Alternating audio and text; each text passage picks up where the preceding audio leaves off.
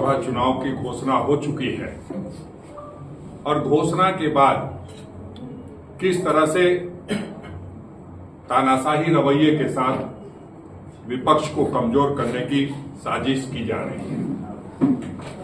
हमारे एसबीआई के सारे अकाउंट्स फ्रीज कर दिए गए हैं, जो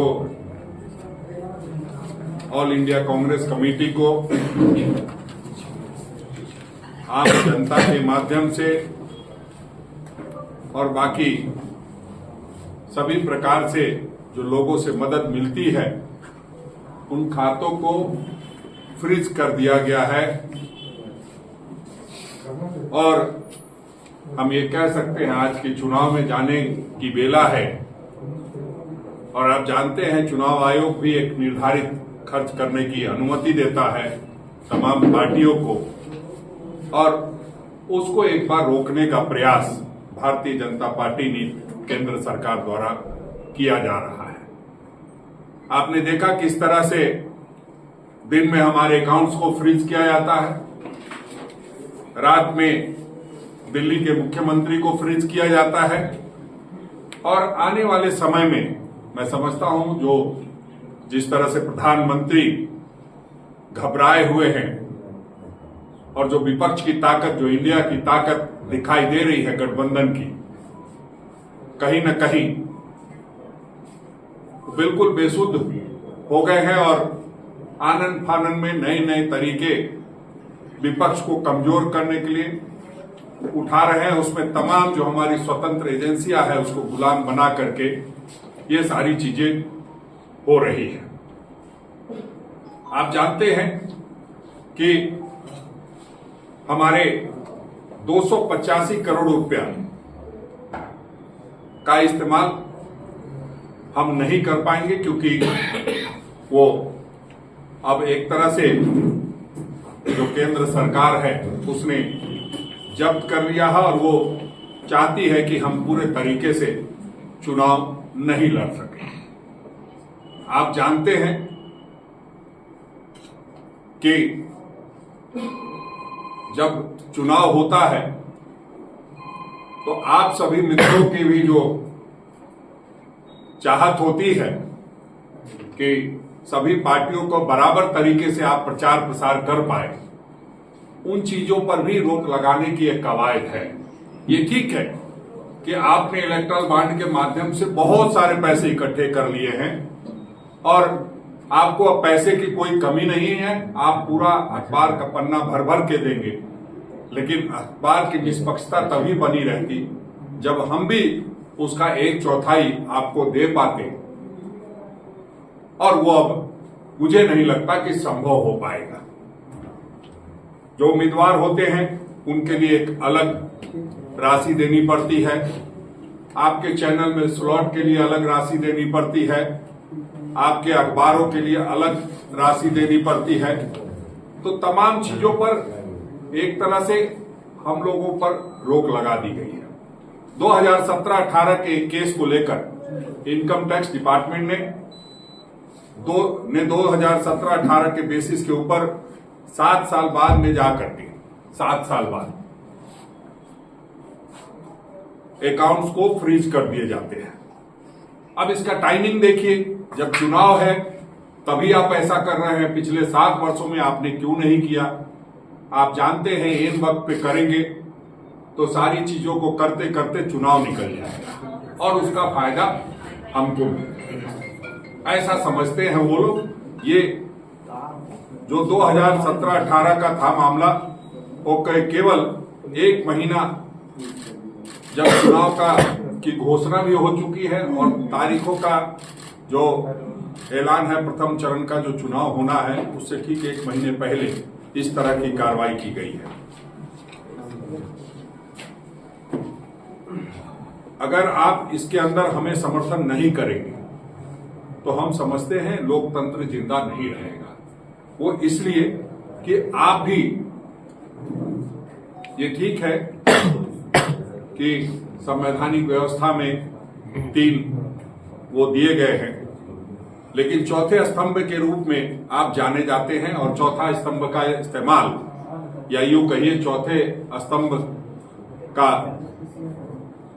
जो रोल होता है उसको आप बखूबी निर्णय लोगों तक पहुंचाते हैं और उस कारण से हम लोग आगे बढ़ पाते हैं। तमाम राजनीतिक दलों के लिए हमारे लिए जरूर परेशानी है कि हमारी बातें कहां तक पहुंच पाएंगी, कितना पहुंच पाएगा। ये ठीक है कि आदरणीय राजीव जी ने एक हमें हथियार दिया हुआ है जो सूचना क्रांति के माध्यम से सोशल मीडिया का हथियार है, उसके माध्यम से हम आगे बढ़ेंगे। लेकिन आने वाले दिनों में इन सोशल मीडिया पर भी अगर कोई रोक लगे तो बड़ी बात नहीं होगी।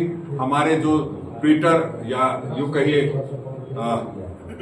फेसबुक और इंस्टाग्राम पे भी जो हमारे अकाउंट है आने वाले दिनों में फ्रीज किए जा सकते हैं। कोई न कोई बहाना बना करके वो इस तरह की कवायद की जाएगी। हमारा टोटल जो है 14,40,000 करोड़ रुपया 40,000 बनता है जो 0.07% है। तो सिर्फ 14,40,000 जो हमारा बनता था उसके एवज में 210 करोड़ रुपए से अधिक का हमारे ऊपर लियन मार्क करके हमें पेनल्टी लगाई गई है। तो आप सोचिए 14,40,000 के बदले 210 करोड़ रुपए की पेनल्टी हमारे ऊपर लगाई गई है। ये कहां का लोकतंत्र है? आप जानते हैं कि जो पॉलिटिकल पार्टी होती है उसको इनकम टैक्स एग्जेम्प्ट रहता है। और अगर ये हो रहा है तो ये भारतीय जनता पार्टी के साथ क्यों नहीं हो सकता? भारतीय जनता पार्टी के साथ जो एलाइज हैं उनके दलों के साथ क्यों नहीं हो सकता? क्योंकि कांग्रेस से डर लगता है, इसलिए कांग्रेस के साथ ये किया जा रहा है। तो हम समझते हैं कि बहुत सारी चीजें ऐसी हुई है जिसका आप सबों से लगातार हम लोग रूबरू होते रहे हैं। 2018 और 2024 के बीच भाजपा को चुनावी बांड में कुल 16,518 करोड़ में से 8252 करोड़ रुपए मिले। कांग्रेस पार्टी को भी केवल 1950 करोड़ मिले और इसे भी फ्रीज कर दिया गया है, जबकि भाजपा अपनी लूट को खर्च करने के लिए स्वतंत्र है। कई पार्टियों को चुनावी बांड के माध्यम से धन प्राप्त हुआ क्योंकि सभी दानदाताओं ने गुमनाम रूप से चंदा देना पसंद किया। हालांकि केवल भाजपा सरकार चला रही है जिसके कारण उसका ईडी, सीबीआई, आयकर जैसी जांच एजेंसियों पर नियंत्रण है। इसलिए भाजपा ही बड़े पैमाने पर कंपनियों को मजबूर और ब्लैकमेल कर सकती है। उसके लिए हमने पीछे आपसे बात की थी और जो उन लोगों के द्वारा किया जा रहा है वो आपसे रूबरू हुआ था पहले भी। हफ्ता वसूली, जबरन वसूली की जा रही है। ईडी, सीबीआई या आयकर का उपयोग करके किसी कंपनी पर छापा मारना और फिर कंपनी को छोड़ने के लिए हफ्ता मांगना। इस तरह 94 कंपनियों को निशाना बनाया गया जिसमें शीर्ष 30 दानदाताओं में से 14 शामिल थी। The news minute, news laundry की एक जांच में पाया गया कि पिछली चुनावी ट्रस्ट योजना के माध्यम से दान देने वाली 30 कंपनियों ने एजेंसियों के द्वारा छापेमारी के बाद अपना दान दिया है। चंदा दो धंधा लो, आप सब जान गए किस तरह से चंदा लेकर के धंधा दिया गया। मैं ये नहीं कहता कि किसी को कोई चंदा नहीं देता और मैं ये भी नहीं कहता कि चंदा देना गुनाह है, लेकिन चंदा देकर के धंधा देना जरूर गुनाह है। जिस तरह से हमारे एक प्रतिष्ठान पर एक मित्र के साथ बैठा था तो एक इनकम टैक्स का छोटा मुलाजिम आता है, ड्राइवर समझ लीजिए, और वो कहता है कि हुजूर होली है, बख्शीश मिल जाता तो अच्छा होता। उसको सामने वाला प्रतिष्ठान वाला 500 रुपए निकाल के देता है तो कहता क्या दे रहे हैं हुजूर? 500 रुपया दे रहे हैं। तो फिर उसने 1000 रुपया दे दिया। तो उसके बाद वो कहता है अरे साहब 5000 से कम नहीं होगा। तो मैं इस तरफ से ऐसे बैठा था, पीछे मुड़ के पूछा कि अबे बख्शीश मांग रहे हो कि घूस मांग रहे हो। बख्शीश वो होता है जो स्वेच्छा से दिया जाता है, और ये जो 5,000 से कम नहीं लूंगा इसको घूस कहा जाता है। तो ये पहले किसी होली की घटना है। टाइम वो हाथ जोड़ के बोलता है नहीं नहीं ठीक कह रहे हो हुजूर। तो एक चपरासी और ड्राइवर जैसे को इतनी समझ है कि इस तरह से मांगने से घूस, लेकिन जो लोग मांग रहे थे उनको ये समझ नहीं थी कि हम छापेमारी करते हैं और उसके 8 दिन के अंदर दान लेते हैं। उनको शायद ये गलतफहमी हो गई थी कि हमने जो एक पाबंदी लगाई है वो शायद कभी नहीं खुलेगी और हम इसी तरह रोज लूटते रहेंगे। लेकिन आप जानते हैं कि हमने जब अंग्रेजों को देश नहीं लूटने दिया तो भाजपाइयों को कैसे लूटने देंगे। तो हम अंग्रेजों को भगाने वाले लोग हैं, और पहले भी आप जानते हैं किस तरह से हमने आजादी की लड़ाई लड़ी है और देश हमने बनाया है, तो देश बचाने की जिम्मेदारी है। उस निमित्त आप सबों से भी मैं दरखास्त करने आया हूं कि आप सब खुल करके, और जो सही बात है, जो सच बात है, आप लिखते हैं मैं जानता हूं, लेकिन अभी और लिखने की और लड़ाई लड़ने की जरूरत है। जब भी कोई नया बदलाव हुआ है तो उसमें आप पत्रकार साथियों का बड़ा रोल रहा है, और हम समझते हैं उस रोल को निभाने के लिए बहुत सारे पत्रकार मित्र आप देख रहे हैं अपने सोशल मीडिया के माध्यम से सारी बातों का खुलासा कर रहे हैं। वैसे तमाम जो साथी हैं, जो पत्रकार मित्र हैं, मैं आपके माध्यम से उनको भी धन्यवाद करूंगा। जो पूरा इलेक्ट्रल बॉन्ड है, कौन किसके नाम पे लिया, उस एवज में क्या दिया, कैसे किया, वो सारी जानकारी उसमें दी गई है। विस्तृत रूप से जानकारी मैं भी आपको प्रेस रिलीज के माध्यम से दूंगा। 29 जो सेल कंपनी का एक पूरा बवंडर खड़ा किया हुआ था पूरे देश में प्रधानमंत्री जी ने, वो सेल कंपनी का बवंडर देख लीजिए कि जो फर्जी कंपनियां जिसको प्रधानमंत्री जी कहते थे, 29 फर्जी कंपनियां हैं जिन्होंने दान दिया है। 19 कंपनियों को धन शोधन निवारण अधिनियम, जो पीएमएलए बोलते हैं, का उल्लंघन करने के उच्च जोखिम के कारण वित्त मंत्रालय की सूची में रखा गया था। उनकी गतिविधियों को मोदी सरकार की शर्त से मदद मिली कि किसी कंपनी के मुनाफे की कोई भी राशि चुनावी बॉन्ड के रूप में नहीं दी जा सकती है। पहले शुद्ध लाभ की 7.5% की सीमा थी, अब वो जबरन किसी भी तरह से कोई भी सीमा को पार करके चंदा लेने का और धंधा देने का काम कर रहे हैं। तो और आप जानते हैं 37 व्यापारिक समूह ऐसे हैं जिन्होंने चुनावी बॉन्ड के माध्यम से दान दिया है, जिसके बाद उन्हें 4 लाख करोड़ की 243 परियोजनाएं सौंपी गई। 4 लाख करोड़ और 4,000 करोड़ का चंदा पैदा हुआ, 4 लाख करोड़ का धंधा मिला। तो आप समझ लीजिए कि ये कैसे परसेंटेज पे काम चल रहा था इन लोगों का, और किस तरह से ये लोग आगे बढ़ रहे थे।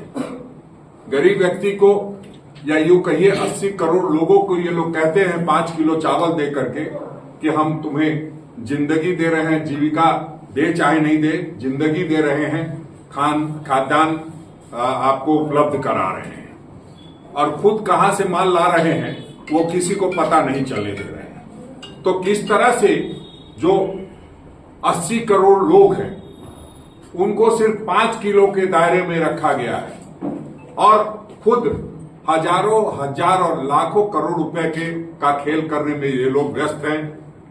तमाम चीजों का खुलासा धीरे धीरे हो रहा है, और आप लोगों को वास्तविक स्थिति से इसलिए अवगत कराना जरूरी था क्योंकि चुनाव भी है, होली भी है, और तमाम परिस्थितियों के बाद हमारे पास कुछ भी नहीं है।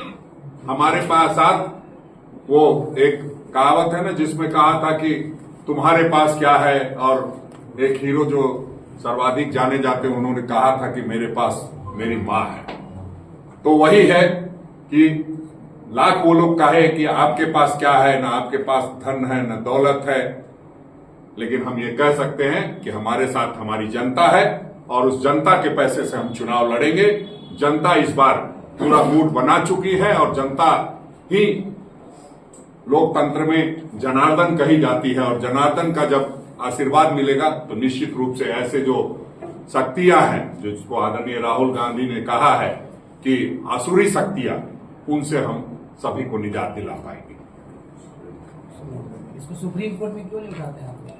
देखिए, हम लोग सारी बातों का अध्ययन भी कर रहे हैं और लगातार ये प्रयास करते रहे हैं। और आपने देखा कि किस तरह से सुप्रीम कोर्ट ने सारी बातों का, जिस तरह से एक बार ये कोशिश की गई कि 30 जून तक हम नहीं लेंगे आपको ब्यौरा, ताकि इलेक्ट्रोल बॉन्ड के बारे में नहीं पूछ रहे हैं, पार्टी का जो अकाउंट फ्रीज किया नहीं, उसके लिए हम लोग कर रहे हैं, उसके लिए सारा करेंगे। ये ठीक है कि आप हमारा 282 करोड़ रुपया रख लेंगे, रोक देंगे, तो मैं समझता हूं कि जो जनता का अभी मूड है और जिस तरह से हम लोग योजना बना रहे हैं, हम समझते हैं कहीं कोई दिक्कत की बात नहीं आएगी। थोड़े देर के लिए परेशानी जरूर है, लेकिन जब जनता चाहेगी, जनता मतदान पैसे लेके नहीं करती है। जिन लोगों को ये भ्रम है, उनका भ्रम इस चुनाव में दूर हो जाएगा। हम ये कह सकते हैं कि बगैर पैसे के भी चुनाव लड़ा जा सकता है, और पैसा हो चाहे नहीं हो, हमें पूरे जज्बा है लड़ने का। और आदरणीय राहुल गांधी जी, आदरणीय मल्लिकार्जुन खड़गे जी, आदरणीय सोनिया गांधी जी के नेतृत्व में जो हम लड़ाई लड़ने जा रहे हैं, उसमें जीत हमें हासिल हो।